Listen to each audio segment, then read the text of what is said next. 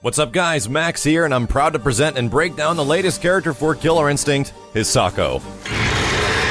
A lot of you guys know me in the videos I've made for KI in the past, and I've said several times that I think a ghost was always missing from the Killer Instinct universe, and it actually is happening now. Ghost Girl, aka HISAKO, is planned to come out later this month, and we did get a breakdown from the lead designers at Iron Galaxy of the character, so if you want to watch that full breakdown, it's actually below where they go through all the moves and everything like that, but I'll kind of summarize everything up for you guys in a couple of moments, because I initially wanted to talk about my reaction to this character and kind of my overall feelings about her, where she fits in the Killer Instinct universe and everything like that. Of course, this isn't the first time we've seen HISAKO. She was, of course, at the end of the previous trailer, which I helped compose for Iron Galaxy and Microsoft, where there was that HISAKO tease at the end of the last one, where you get this brief glimpse, and she's got these crazy teeth, and it's very scary.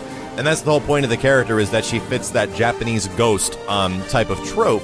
And a lot of people were saying it's like you're copying something from The Ring, or you're copying something from the old Japanese movies, and I honestly find that hilarious, because I don't think you realize what Killer Instinct is. I mean, the entire reason Riptor existed in the original Killer Instinct was because Jurassic Park was hot around the time. Fulgor is literally RoboCop and the Terminator and Predator just kind of slammed into one, and then you have all these other characters which fit terribly generic tropes across the board between Asian chick, Ninja Man, and Native American dude. So, all things considered, I really feel that Killer Instinct is a game that has always been based around tropes and other things that existed through films. I mean, for God's sake, Tusk is pretty much Conan. Like, I don't even know if you can argue me with that. It's like, all these characters have always fit around something else. It's a game that's based off parody and reference, where you can kind of play as this thing that you loved, this alien Iceman that for some reason looks like Spawn in the face, or this dude that's on fire that kind of looks like he came just right out of Fantastic Four.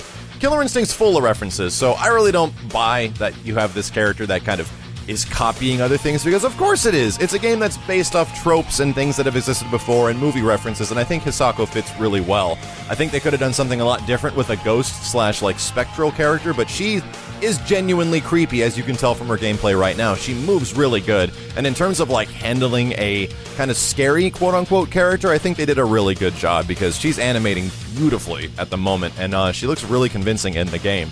So, when I first saw this character, of course, I did get to see the character ahead of time, because we are figuring out the story mode for all these characters in Season 2, and immediately as I saw her design, this was before she was in-game, I was initially captivated. Like, wow, like, holy crap at the way she looks. That is incredible. That design looks really good. I have a funny feeling that as soon as people see what HISAKO looks like, they're gonna react in the same way I did, and that's exactly what's happening. She's got an amazing design. She fits amongst the roster, and in terms of overall recreated female designs and brand new female designs, which is what HISAKO represents, I think Iron Galaxy has done an amazing job with both Maya and her redesign, as well as HISAKO and her brand new design. I'm really anxious, and I have not seen what HISAKO's classic costume is going to look like, so I'm really looking forward to it. There's a lot to look forward to HISAKO, so let's talk about her gameplay.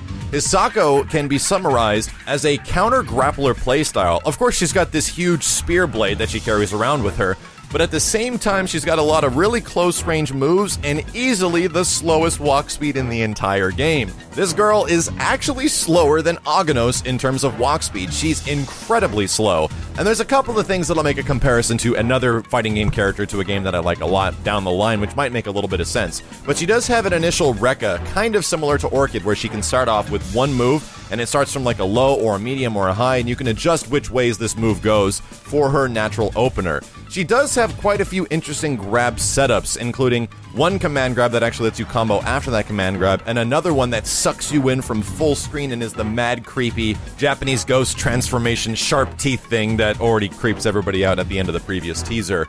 That one does quite a bit of damage, including up to like 15% if you land it. She's not a huge damage grappler, she's a conversion grappler, where if you get a grab, you can kind of turn it into big damage if you want to. For example, her regular grabs allow you to kind of manual after those grabs and then go into combos and stuff like that.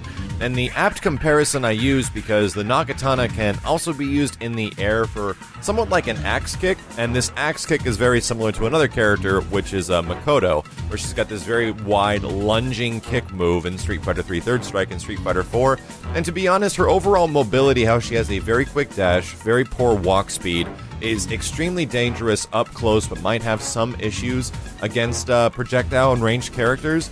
But she does also have unique mobility, things like jumping off walls, both from the offensive and defensive side of the walls, which is pretty interesting. Usually you only get the back wall to work off of in most fighting games, but knowing that you can actually corner somebody and use that as a kind of like crazy mix-up tool is fairly interesting, especially for this character.